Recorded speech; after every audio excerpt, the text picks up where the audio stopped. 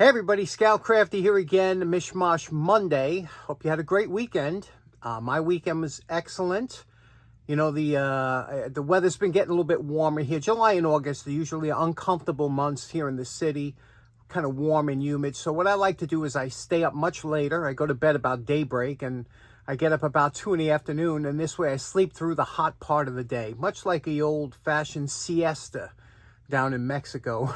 But the poor man's flea market has been pretty good because, again, the warm weather, a lot of people clean out their garages, things like that. I have a couple things saved up on video I want to show you that I found, and a couple things I know you're probably going to say, I wish you would have took that, but like I said, I can't take the things I see, but I like to film them just to let you know what's going on. So let's get right to that and see how the poor man's flea market treated me over the last couple of days. Okay, first off, I would have took this years ago when I was a kid. This is just the things I used to bring home. And you see this? This is a nice grill. The only thing it needs is a little flap sander and a little high heat spray paint, and Bob's your uncle. Next up, I saw this jack. I don't even know what kind of jack it is. I have a lawnmower jack, but I don't know. Do you know what that is? What kind of jack? Then, of course, there was this. This was just last night. This is a beautiful mid-century antique desk, probably a school desk. It's made of oak, and you can see here the tongue and groove construction. This was old. You could smell it. You could see it. Just an easy fix-up. And then last but not least, this thing just drove me crazy. This was a beautiful table. I would have taken it, had no legs, and I don't know if they already threw the legs out or they still had them, whatever the case may be, but look at the beautiful veneer work on this. You could see here by the inside, this is, like I said, old. It goes together, and I don't know if there was a leaf or something, and I hate to see these kind of things thrown out. You can see how old it is and how long it's been sitting by the dust. Look at the back of this. That thing was probably sitting in an attic for like 50 years, right, with that dust. But look at the beautiful grain. That's like a honey maple. I don't know what that is. Is that not gorgeous? Everywhere you looked, it just sparkled. Oh, what an easy restoration this would have been. But what can you do? What can you do? You know, some of that antique veneer work they did and the grains that they used were absolutely phenomenal. I look at some of these tables. There was one table I passed by about I don't know, a year ago or something. I had it on the video. That was a dining room table and was absolutely beautiful. I still regret not taking that. I should have tossed the one I have upstairs and took that one, but just absolutely nice. But like I said, I would have taken this table, but it didn't have the legs, and I didn't know if they were going to throw the legs out in the future or they already did, you know. And people, they get a little perturbed at 2 in the morning if you knock on their door and ask them, do you have the legs to that table? They get just a little upset 2 in the morning. With that, we got a couple things to get to today. We got, like I said, it is a Mosh, so let's get started right away. You know, while I got all my tools out and everything, I was down here just fooling around with some of these switches, and somebody asked about this big one, about what the inside of this monster might look like, and I was interested too, and I'm taking this apart, but I just wanted to point out one thing. We were talking about switches last week, and that is that what I found interesting, that here in the States, when we turn a switch off, it's down, and when we want to turn it on, it's up.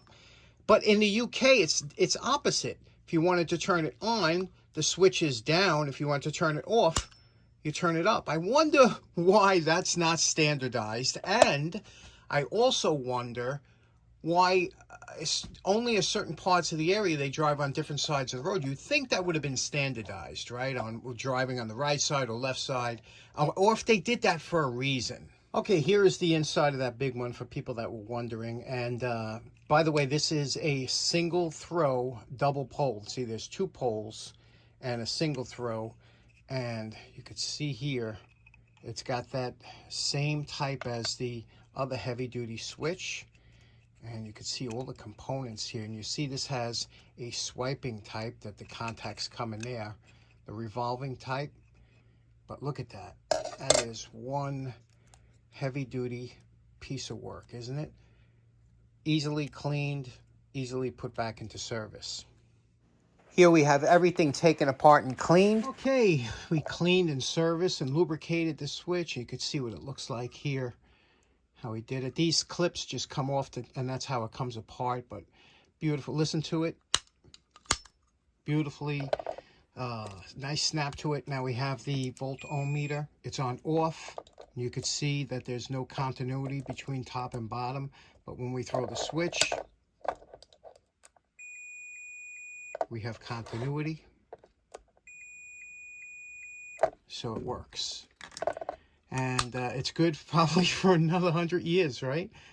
But boy, what a big monster this is to fit in these little boxes they have today.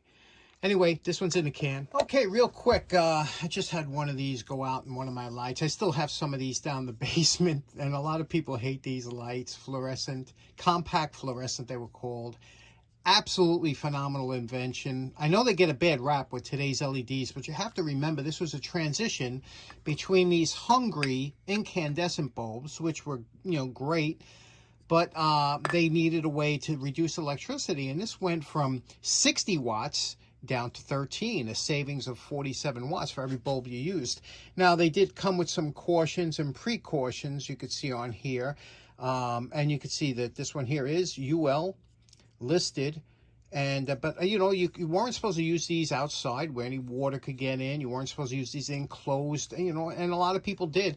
And some of these just went bad because they come from China. China's components are very questionable, but the design, you can't deny the design was really good. It transitioned. They were only around for a few years. Let me take it apart and show you what's inside. Okay, here we go. They're taken apart, and you can see the components that you have here. You have the base, which is in this case, it's an Edison base, but they came in different types.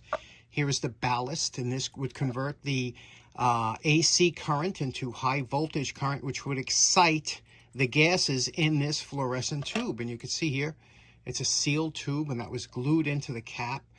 Look at that. And it probably would still work if I was to hook this up to current. I could probably still get this. I'm sure that's still fine. But what usually goes bad is the ballast. And look at all the components made up. And I got a call from Big Clive that says if I keep taking apart and doing dissections of electronics, he's going to start doing tool restoration. So I got to kind of put a damper on it. But you can see here the chips that are involved and the components, and these things sold for $1. Now they don't sell them in the UK anymore because they're considered dirty. They don't sell them in the US. They phased them out. But look at all the components that you got, and think about the construction of this bulb. And what, and, you know, again, it was a transition. We went from simplicity, even though this is a complicated invention, it was super simple. And now look at this. What was in that bulb, huh? Pretty interesting to think about that. This will be one day they'll look back at this and say, wow, that was something. Okay, next up real quick. You know, remember, sometimes we make tools out of other tools. Made this a couple years ago out of a tool, and we took the top off, and this is a real fine punch. So I left this a little bit. You can see what we did here. A nice job on here. And then I made this from scratch. This is a kind of a universal punch, what you might want to use. Again, the step down is a much stronger, you know, because they usually the long punches tend to bend because you don't have a lot of, so you're better off having a step down all the way down until here. So this is a nice one too. Did the knurling on that. But for this one here, you remember I got this, you know, real cheap at the flea market. This was an attempt by someone years ago to make a Phillips screwdriver. It's very difficult to grind a Phillips head. This don't work, and that's why it was probably like that. But what I need is I need a Marlin Spike, and I'll show you what that's for, but I need it for upstate. I don't have one that I leave upstate. I want to make this. Now, to make a good Marlin Spike, it has to be a little longer than this. It's got to come to a tapered sharp point. And the back, remember, you're going to be pushing on it. You don't want a flat back, and you see how that back is kind of screwed up. Let's turn this into a usable Marlin Spike, and I'll show you what that's for. Okay, to make a nice Marlin Spike, you want that transition to go up here because you're feeding that into rope, and you want the rope to open up. So this is a perfect transition here. So we're going to try and attempt that here, and we're going to work it from here to here about. We want about that. Now, we just did the knurling. Remember, you have to go both ways to get the knurling, and the knurling came out nice. We're going to dome the top here. You want this comfortable in the hand because you're going to be pushing. Last thing you want is a sharp edge, so we're going to kind of dome that back. And we're going to use the longer belt sander because that works better for this kind of heavy work.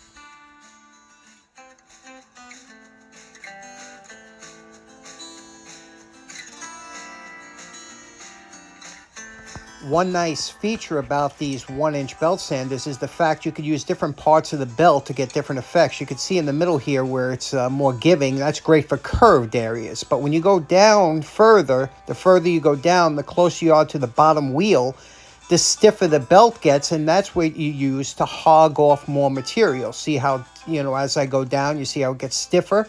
That's very good for hogging off a lot of material. But when you get in the middle of the belt, that's very good for the curve of the anything that you have that's curved, because the belt bends around the metal. It's also very important to keep quenching your item to keep it cool so you don't lose your temper. One last item, there used to be a platen on this machine that I didn't get when I got the machine. However, there's still that piece of metal there, and you could rest the part on that metal to get a good finish.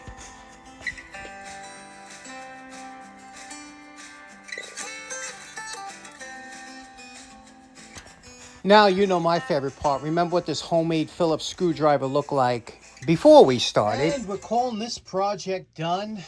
What a beautiful, absolutely beautiful tool this is now. Marlin Spike. And let me show you what that's used for. First of all, let's take a look at the back here. You see, remember the back, what the back looked like before? Look at that. Polished it out nicely, right? Looks nice. And the whole, now this has to be very polished and smooth because so it enters the rope knot. But you can see that beautiful transition. There's, there's nothing to hang it up, and that's just lovely. I'll tell you the truth, it's kind of ominous too. This would make a fantastic weapon in a zombie apocalypse. But let me show you what it's used for. Now, a lot of times we make knots, and that's the difference between somebody that knows rope and somebody, an amateur. An amateur will make a knot that when you tie it, it's very difficult to come out. You can't get it out because that knot tightens up and cinches up. Whereas a hitch is something that is meant to come off easy. It holds good, but you can also take it off. So that's the difference, really. And but a lot of times to get these out, and sailors used to carry Marlin Spike all the time. And what you would do is you would take this here and you would feed this point. Now this Marlin Spike is made for larger rope, like the stuff I have upstate. But here I'm showing you a small piece. You would feed this in to this knot here until it comes out. And you can see here, it's starting to come out that side. You see, you work it and you just push it through and work it back and forth. And that's how you loosen up a knot that normally, that's rolling off here because it's not level, but you see how we're able to get that knot out? If you tried to do it without a Marlin Spike, it takes you forever, as you know. But what do you think? We went from a useless, poorly ground Phillips screwdriver to a beautiful weapon, or Marlin Spike. Okay, so in closing, I just want to relay a quick story. The other day I was watching TV, and I have the Amazon Prime, as you know, and that's a great thing, especially if you buy things from Amazon, you get the free shipping. It does work out after a while. I've had it for many years. However, they also have movies you could watch, and I was just in the mood. It was hot. I had the air conditioning on. Just had a grilled cheese. Everything was great. So let me watch a movie, It was about midnight or so. So I go on Amazon Prime, and there was a movie I clicked on. It was horrible. A modern movie. Junk, and I was like, oh man, I just wait. And I didn't even watch it all the way through, but I wasted enough time of my time, which I consider precious. So I was still in the mood. I said, you know what? And I looked, and on YouTube was a movie from 1957 called The Enemy Below. Now, I'm a big Robert Mitchum fan. I still think he's one of the great actors because he was just so cool behind the camera. He just looked so natural. Like I never seen another actor that just looked like he just could care less, And so I said, The Enemy Below. It's a submarine movie, and 1957, well shot. Young Doug McClure. Some of you old timers will remember that name, Doug McClure. And great movie, and it's free. I'm going to put a link in the description. One night, if you just got nothing to do and you have I I guess it's like 93 minutes or so to kill, and you just feel like watching an old movie that just was shot so well and had great dialogue, and Robert Mitchum was just fantastic. I'll put a link in the description. It's free on YouTube. You can't beat that, right? So anyway, thanks for tuning in. Hope you have a great start of your week. We'll see you again on Wednesday. Take care now. Bye-bye.